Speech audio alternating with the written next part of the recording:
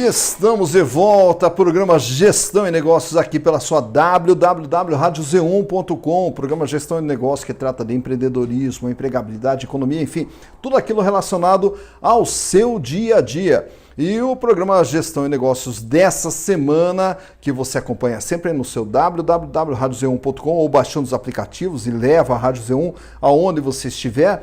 E no programa Gestão e Negócios dessa semana, vamos falar sobre empreendedorismo.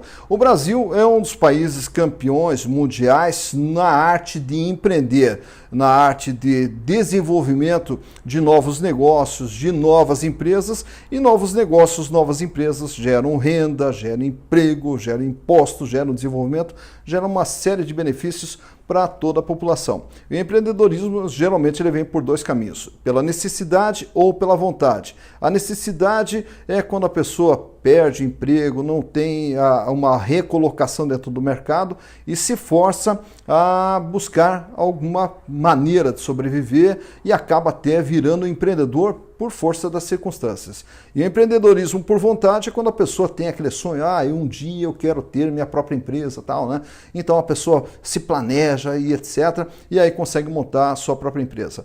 E no Paraná a gente tem diversos casos de empreendedorismo de sucesso e um dos casos que vem chamando bastante atenção em todo o nosso estado e que hoje também já vem ganhando uma projeção no mercado nacional também, é na produção de cervejas artesanais. As cervejas artesanais que vem ganhando um grande espaço em todo o território nacional, e o Paraná é um dos polos, né, de desenvolvimento dessas cervejarias artesanais. E é sobre isso que nós vamos falar hoje. E estamos aqui com Patrick Kobilanski, que é diretor comercial da cerveja Posa Beer. Patrick, um prazer recebê-lo aqui na Rádio Z1. Tudo bem contigo, Patrick? Boa tarde, Silas. Muito prazer. Obrigado pela oportunidade. Legal, e aí vamos falar um pouquinho sobre essa questão do empreendedorismo. A cerveja Posa Beer, ela começou recentemente, e aí eu falei há pouco que o empreendedorismo ou é pela necessidade ou pela vontade. E aí como é que surgiu a Posa Beer? Bom, a Posa Beer, ela surgiu como muitas pessoas fazendo cerveja em panela, em casa, né, como hobby. E no caso da Posa, em 2016 foi o seu início fazendo cervejas em casa, e em 2018 o Glaucio Posa, né, que é o nosso cervejeiro e fundador da cervejaria, participou de um concurso da primeira Copa Conserva, que o julgamento foi realizado em Maringá. E esse concurso é nacional, né? Um concurso nacional em Maringá. E daí foi premiado com a medalha de ouro. Melhor cerveja do concurso. Melhor cerveja do concurso Conserva. E então foi, acho que, o momento de repensar os caminhos e de repente profissionalizar o ramo da cerveja, né? Fabricando em algum local próprio ou buscando alguma fábrica para fazer a sua produção e fazendo um planejamento estratégico e logístico e tentar a expansão pelo estado do Paraná primeiramente.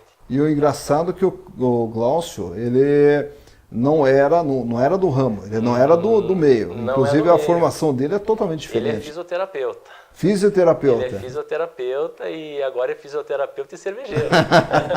Então aí que está a história do empreendedorismo, né? Que todo mundo fala assim, eu tenho que ser formado em administração, eu tenho que ser... E a coisa não acontece assim. Então uma cervejaria hoje é tocada por um fisioterapeuta. E nós temos um outro caso aqui no Brasil que é muito engraçado, que é a do Habib's, né? O Habib's, ele tem uma história também curiosa, que o Alberto Saraiva, a formação dele é medicina. Então o cara que comanda, que criou todo o Habib's, é um médico, né? Então é sinal de que o talento, é aquilo que está dentro da pessoa. Sim. Claro que a formação de administração, economia, qualquer curso agrega, mas é uma coisa que vem da alma, e a cerveja é uma coisa que surgiu na alma dele. Surgiu, né? Na alma também. E para o paladar do brasileiro, eu acho que vem a calhar, né? Porque todo o bom brasileiro e a cerveja o líquido mais consumido no mundo. É o terceiro líquido mais consumido e a bebida alcoólica mais consumida no mundo é a cerveja, né? E agora essa questão da cerveja artesanal, porque a gente sempre teve aqui no Brasil a produção da cerveja comercial, né? E o gosto do brasileiro, a cerveja ela tem que ser mais aguada, ela tem que ser bem gelada, etc. E tal, né? E a cerveja artesanal quando ela veio para o Brasil, quando ela começou, ela tinha assim, uma certa resistência porque o sabor dela é diferente. Então o cara quando vai tomar uma cerveja artesanal, ele tem que estar preparado que ele não vai tomar aquela cerveja aguada. Ela é uma cerveja totalmente preparada. Inclusive os ingredientes dela são totalmente diferentes. Isso, exatamente. Tem uma série de elaborações, uma série de ingredientes que torna a cerveja mais elaborada, né? Tanto no sabor quanto no aroma, né? Diferentemente das cervejas tradicionais que nós tomávamos, vamos dizer assim. Então, é um outro paladar e é um paladar que está vindo aos poucos para os brasileiros, né? Eles estão aprendendo aos poucos a diferenciar o paladar de uma cerveja tradicional, né, de antigamente, eu posso dizer, e a cerveja de hoje em dia, que é a cerveja artesanal, né? Já existe essa aceitação que está vindo já com o passar do tempo. Então as pessoas estão pedindo cada vez mais, os bares cada vez mais estão trabalhando com cervejas artesanais, os chopps artesanais, os mercados estão trabalhando também com as garrafas já, também de cervejas artesanais, e todos eles, em grande maioria, começaram como produtores caseiros, né? E hoje estão em grandes centros e essa é a nossa tendência com a pós-cervejaria. E até essa questão do paladar, do gosto, dos ingredientes, que aí também depende porque a cerveja ela tem as chamadas escolas, né? Exato. As principais escolas do mundo que a gente tem hoje. São as principais escolas: a escola americana, a escola inglesa, a escola belga e a escola inglesa. A americana, inglesa... A belga... E a alemã, né? E a alemã. Alemã, inglesa, americana e belga. Ah, certo. Agora, e para cada uma delas, o que diferencia assim, de cada uma dessas escolas? Então, veja, a escola alemã é a escola tradicional, né? Eles são eficientes na parte técnica, né? Então é a escola mais tradicional. A escola americana, ela é a escola mais consumida. A cerveja americana é a cerveja mais consumida no mundo. A escola inglesa são cervejas mais elaboradas, cervejas com mais amargor. E a escola belga é uma escola com cerveja com mais especiarias, mais frutas, então uma cerveja com uma elaboração também diferenciada nesse sentido. E aqui pro Brasil, assim, você sentiu que todas elas, cada uma tem o seu espaço, ou tem alguma delas assim que é o que se desponta mais? Eu acredito que todas têm o seu espaço, tá? É isso que nós estamos caminhando. A nossa cerveja é uma cerveja de trigo, a famosa Weizen, né? Então, até falando da Weizen especificamente, que é a nossa cerveja, ela tem um público mais selecionado, vamos dizer assim, que a nossa ideia é justamente entrar nesse mercado como uma referência na cerveja de trigo. Né? Sermos uma referência na cerveja de trigo. E quebrar a barreira, que é onde eu vejo, que eu estou na área comercial bastante forte nisso, do pessoal achar que é uma cerveja, de repente, que ela estufa, é uma cerveja só para o verão, que não é, no nosso caso, não é a verdade. A nossa cerveja é uma cerveja leve, é uma cerveja aromática, saborosa e que encanta a todos os paladares. Eu já cheguei a escutar que a Weiss é cerveja de mulher. Escuto muito por aí. Não concordo, né? E assim que tomam a nossa cerveja, rapidamente mudam de opinião, né? Então eu escutei alguns relatos já nesse sentido. Então a nossa ideia é entrar no mercado com o nome forte da cerveja Weiss, fazer com que o público perceba a diferenciação das demais, né? Da nossa versus as demais, e que esse paladar ele vá para todos os gostos, idades, sexo, enfim, que ele se firme e que torne-se referência.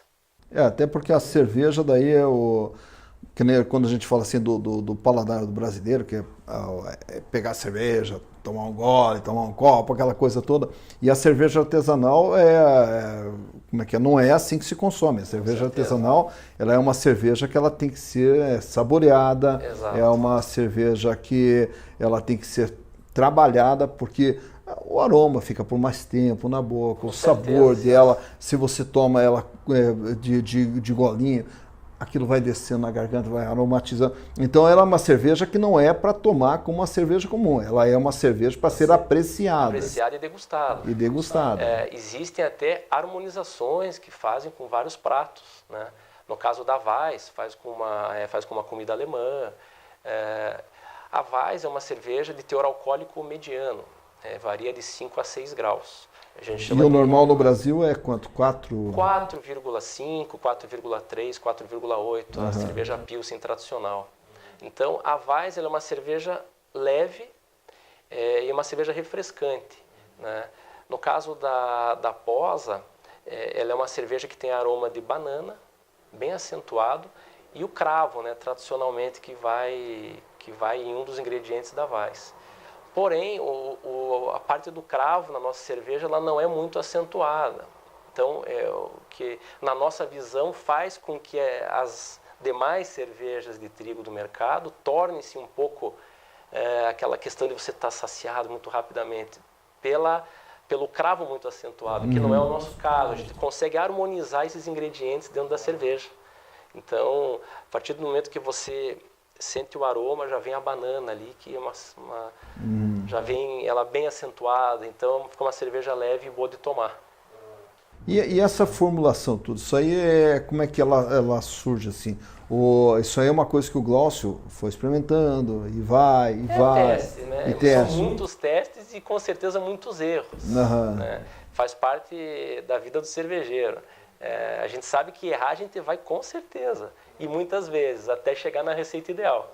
Isso é uma coisa que com toda certeza, né? Com todos os cervejeiros. E aí, então, ele foi lá testando até chegar no ponto ideal. E aí, essas cervejas, elas também elas acabam sendo patenteadas, por exemplo, aí vocês descobrem lá uma formulação ideal, e aí o risco de essa formulação ser copiada por outros e outros lançarem uma cerveja igualzinha à sua. Tocou num ponto importantíssimo, Silas. Eu já escutei relatos de algumas marcas de cervejas aqui da região. Infelizmente, porque assim, muitas pessoas não têm estrutura própria para fazer a sua cerveja. Então a gente faz como cigano, né, que é o nome popular chamado. Então você faz numa estrutura de terceiros. Isso é muito delicado. Você tem que ter um contrato, alguma coisa muito bem embasada, para que amanhã ou depois você não corra o risco da tua fórmula e da tua receita ser copiada, né? Então esse é um cuidado primordial que tem que ser feito. Então é feito um contrato, e um contrato de confidencialidade, e assim funciona. Mas é um risco que se corre no negócio. Porque para vocês entenderem, funciona assim, se vai montar uma cervejaria, você tem que ter toda uma estrutura. E para quem está empreendendo ou está começando esse empreendimento, geralmente não tem todo esse recurso, não tem um financiamento específico, e há dificuldade até de se obter um financiamento para montar a estrutura. Então, quer dizer, você começa a fabricar a sua cerveja em casa, a cerveja é bem aceita pelos amigos, pelos parentes, etc. Daí você fala assim, isso aqui tem viabilidade, vou produzir numa grande escala, só que você não tem toda a estrutura. Então, o lance do cigano, que chamam, é quando você faz uma parceria com alguém que tem essa estrutura e você fornece tudo para essa pessoa produzir para você, até você chegar num determinado momento que você também possa ter a estrutura. Mais ou menos assim, mais ou menos assim que acontece. Com certeza. Existem algumas formas de negócio. Numa cervejaria própria, você entra como cigano, ou você faz numa estrutura menor em casa, tem uma demanda já devido à qualidade da sua cerveja e tem uma demanda maior, e você às vezes encontra um investidor. Esse investidor participa do negócio financeiramente, montando uma fábrica com uma produção maior. É uma outra forma que eu já vi também acontecer. Inclusive hoje aqui no mercado brasileiro também a gente vem sentindo os grandes fabricantes, né?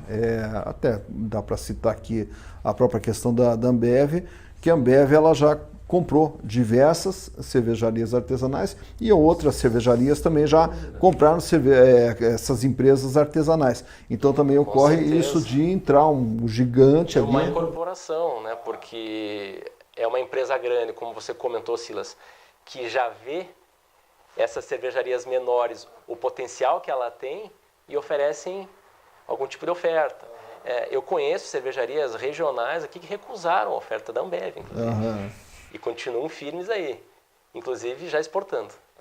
Então, eu acho bem bacana essa questão do lado do empreendedor que viu que o seu negócio era bom, recebeu uma proposta de uma gigante e não, eu vou tocar por mim mesmo e hoje é uma grande marca. Hein? Agora você me corrija, Patrick, se eu estiver errado, mas a impressão que eu tenho é que o Paraná ele é um dos estados que mais se destaca na questão da produção de cerveja artesanal. Tem alguma razão específica para o Paraná ter tomado uma dianteira nesse mercado, partir com mais afinco para a cerveja artesanal? Olha, não vejo uma razão específica, Silas. Acho que é mais a questão, de repente, do sul do Brasil ser um estado, especificamente no Paraná, de pessoas que consomem bastante a cerveja. Eu acho que partiu daí, né, 6, 7 anos atrás, mais ou menos, que as cervejarias artesanais começaram a surgir. E acho que partiu da vontade de cada um. Pessoas que faziam de uma maneira muito artesanal em casa, até com seus avós, um pouco mais atrás ainda, e aquela vontade permaneceu, mas não existia aquele clamor ainda, né, da cerveja artesanal, que de 6, 7 anos para cá começou a vir, e aí era a hora de apostar, e foi dando certo. Então acredito que seja mais ou menos por isso uma das razões. E ali daí começa, geralmente lá com fogão, um panelão. Panelão grande. Fogão, colher e mexe, artesanal mesmo. E ali é que eu não sei se você participou desse começo ali, mas para fazer uma produção ali, quantas horas mais ou menos demanda para fazer uma produção, você fazer um panelão lá de cerveja? Olha, tranquilamente você fica umas 10 horas trabalhando, tá? Porque tem toda a parte do preparo, tem a parte do descanso, não é simplesmente você preparar e você tem toda uma série de situações em volta que demandam um tempo. Então, o próprio descanso ali que tem que ficar, então, isso aí demanda um tempo. E ela tem, eu acho que todo um ritual também, Total. né? Que você tem que respeitar aquele ritual todo. Certeza, né? Com certeza. E aí, daí quando você também parte assim, para uma escala maior, aí você tem um outro problema que é a padronização. Então, quer dizer, agora eu tenho que fazer com que a minha segunda produção seja basicamente igual à primeira, que a terceira seja basicamente igual. Então você tem que daí criar a padronização. E aí você se torna mais escravo ainda. Esse é um ponto muito importante. Daquele ritual. Esse é um ponto muito importante. Parte ferramental, até você fazendo numa cervejaria terceira, qual que é a qualidade do equipamento que a cervejaria tem. Né? De uma cervejaria para outra, a fórmula é a mesma, mas o gosto, com certeza, no início não vai ser o mesmo. Então, é preciso você testar até acertar. São feitos ajustes no meio do processo, onde você demanda tempo e depois de um tempo você ajusta e chega no mesmo sabor, no mesmo aroma e na mesma fórmula, vamos dizer assim, pronta, né? No resultado final. E o Glaucio, daí ele começou então com esse panelão, fazendo lá para os amigos, fazendo para os parentes. Aí daí depois dessa Copa, que eu acho que também ele participou nessa Copa aqui mais para se situar, né? Mais para saber, deixa eu ver como é que eu tô em relação... Sim. E aí a grande surpresa dele foi... Exato, a surpresa foi assim, ele participou em 2018 e nós temos se você me permite, Silas, à vontade. Nós temos a nossa Posa sem gasosa, eu vou explicar o nome, porquê do Posa sem gasosa. Essa é uma cerveja engarrafada, ela é pasteurizada, então, ou seja, passa por um processo de pasteurização para o seu prazo de validade ficar maior. Tá? E eles estavam num churrasco em Londrina e foi no ano passado, em 2018, na greve dos caminhoneiros, naquele período da greve dos caminhoneiros. E eles estavam no churrasco e tinha acabado a cerveja. E nesse meio tempo ele recebeu pelo seu celular o resultado da Copa Conserva, que ele tinha sido campeão. E nesse período ele estava indo buscar um outro barril de cerveja, só que era no extremo da cidade. E ele não tinha gasolina no carro. Não tinha gasolina suficiente para chegar até o destino, talvez não chegasse. E daí estamos sem gasosa, vai sem gasosa mesmo. E daí esse nome veio a calhar justamente no momento que ele recebeu a notícia que tinha ganho a Copa. Então daí ele batizou a cerveja, a nossa Posa Weissbier, sem gasosa. E tem a história aqui no rótulo do porquê do nome. Toda cerveja basicamente tem uma história, né? E daí a gente conta no rótulo dela, é o desenho de uma Kombi, tá? E nós temos um kit daí que nós estamos comercializando, que são 2 garrafas e um copo, que eu estou começando a distribuir em alguns bares e barbearias aqui de Curitiba. Legal, mas daí na sequência daí você vai me falar agora mais histórias ainda da Posa Beer, né? E vai me contar também a tua história e como que está sendo esse trabalho de distribuição. Só que a gente vai fazer um rápido intervalo e aí eu quero saber o seguinte, teu gosto musical, o que você gosta de ouvir, a hora que está tomando uma cerveja, uma Posa Beer ali, daí fala assim, pô, deixa eu ligar um som, curtir. Um bom rock and roll tradicional vai bem. Bom rock and roll, tem preferência por alguma banda? Pode ser um Guns N' Roses? Guns N' Roses? Legal, podemos fazer um Guns N' Roses. Então já vamos pedir para a nossa produção localizar lá um Guns N' Roses. E a gente vai fazer um rápido intervalo, que estamos aqui conversando com Patrick Kobylanski, que é diretor comercial da cerveja Posa Beer, nos falando um pouquinho desse mercado, desse empreendedorismo na área de cervejas artesanais e que agora a cerveja que está saindo lá de Ibiporã e está tomando todo o Paraná, inclusive é uma cerveja que já está bem reconhecida nacionalmente e é genuinamente paranaense, empreendedorismo paranaense, mas a gente vai contar um pouquinho mais no próximo bloco. Então a gente vai para um rápido intervalo ao som de Guns N' Roses. Dentro de instantes estaremos de volta aqui com o programa Gestão e Negócios. Voltamos já.